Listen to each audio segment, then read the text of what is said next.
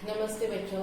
चलो तो आज हम लोग कक्षा 8वीं विषय कौन सा इतिहास का हम लोग आज कौन सा पाठ अध्ययन करने वाले हैं? पाठ 9वां, स्वतंत्र युद्ध का अंतिम चरण। बच्चों ये पाठ में हम लोग कौन कौन से पॉइंट का अध्ययन करने वाले? भारत छोड़ो आंदोलन, भूमिगत आंदोलन, उसी तरह आजाद हिंद सेना का कार्य, ये तीन टॉपिक के बारे में हम लोग क्या करेंगे? ये पाठ में अध्ययन करने वाले हैं। तो चलो आगे का हिस्सा, आगे के पॉइंट में क्या क्या है उसके बारे में हम लोग क्या करेंगे? मैं आप लोगों को समझाऊंगी। अब उसी तरह आप लोग क्या करेंगे? पाठ समझा कर लेने वाले हैं। चलो तो बच्चों, अगला टॉपिक है समानांतर सरकार। समानांतर सरकार में देश के कुछ हिस्सों में उन्होंने क्या किया? अंग्रेज अधिकारी को खदेड़ कर उन्होंने क्या किया?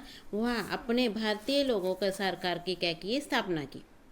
और यही जो उनका कार्य था उसकी को ही क्या बोला गया है? समानांतर सरकार कहते हैं। कि जो अंग्रेज सरकार के जो अधिकारी को निकाल कर वहाँ पर अपने लोगों का क्या किया? अपने लोगों की सरकार स्थापित करना है, इसको ही क्या बोला गया? समानांतर सरकार कहते हैं।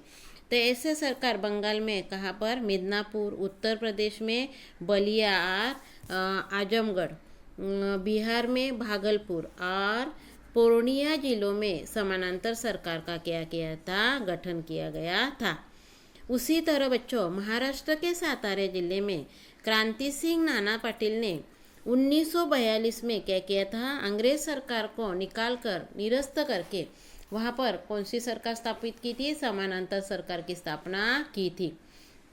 उसी तरह कुंडल नामक क्षेत्र में भी क्रांति अग्रणी कौन थे? जीडी उर्फ बापूलाल के नेतृत्व में भी तूफान सेना की समानांतर सरकार का क्या हुआ था? गठन हुआ था।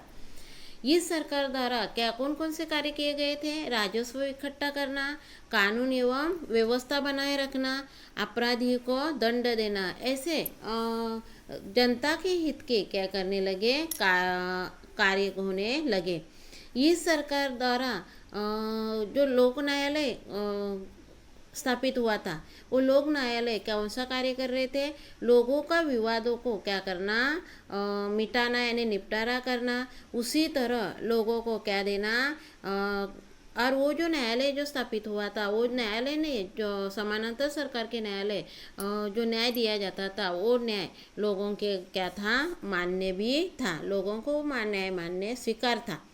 और इस सरकार ने और एक महत्वपूर्ण कार्य कौन कौन से किए? तो जैसे अपने यहाँ साहूकारी प्रथा थी, साहूकार लोगों को क्या कर रहे थे? लोगों को लूट रहे थे, उनका शोषण कर रहे थे।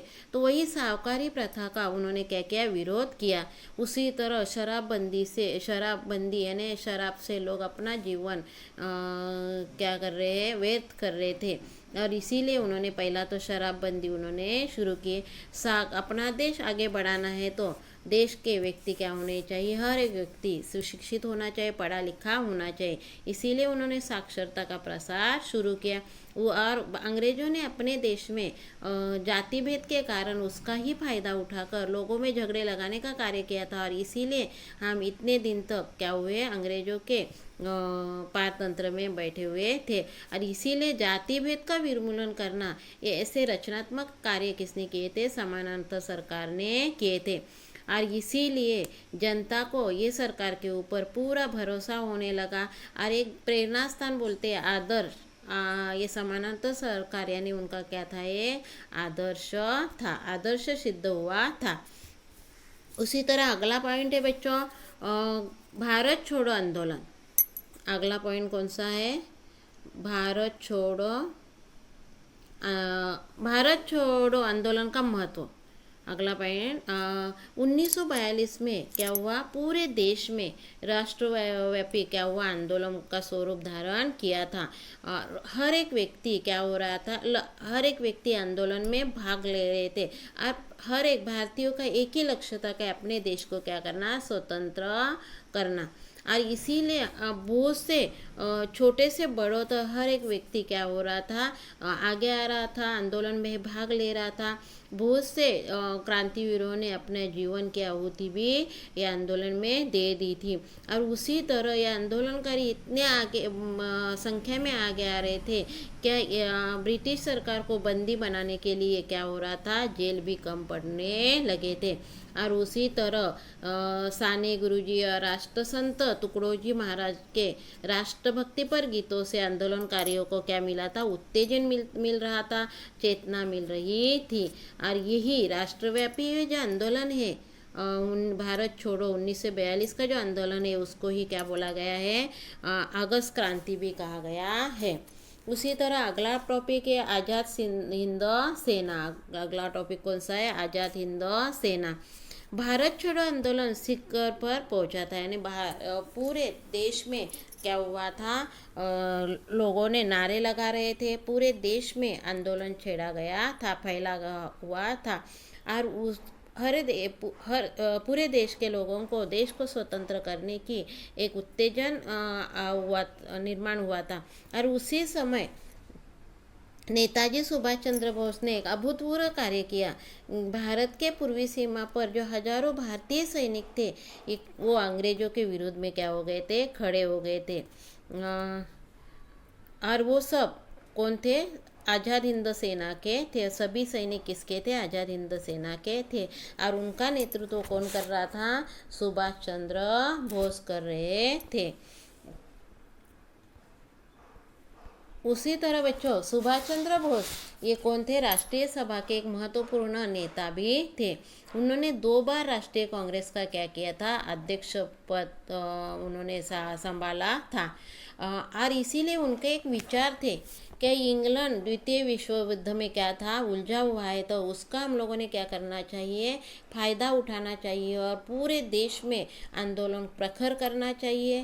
और जो अंग्रेजों के जो शत्रु है उनको भी हम लोगों ने क्या करना चाहिए, सहयोग लेना चाहिए और देश को स्वतंत्र करना चाहिए। परंतु राष्ट्रीय कांग्रेस के जो वरिष्ठ नेता थे उनके साथ सुभाष चंद्र बोस के क्या हुए, कुछ मतभेद हो गए। और इसी कारण उन्होंने क्या किया, मतभेद के कारण उन्होंने अपने अध्यक्ष पद का क्या किया, त्यागपत्र दे दिया। और जनता के सामने उन्होंने को अपने विचार तो लाना ही था, देश को स्वतंत्र करना है। और इसीलिए उन्होंने क्या किया, फॉरवर्ड ब्लॉक दल की क्या की स्थापना की।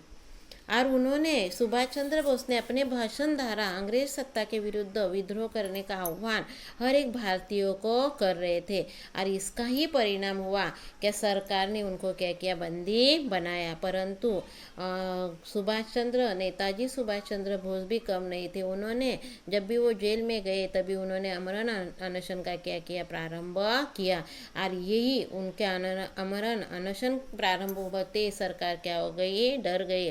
और उनको उन्होंने क्या किया, रिहा तो किया, परंतु रिहा करने के बाद उनको क्या किया, उनके घर में ही उनको क्या किया, नज़रबंद कर रखा। परंतु सुभाष चंद्र बोस ने क्या किया, वहाँ वेश बदल कर निकल गए। और 1941 के अप्रैल महीने में वो कहाँ पहुँचे, जर्मन में पहुँचे।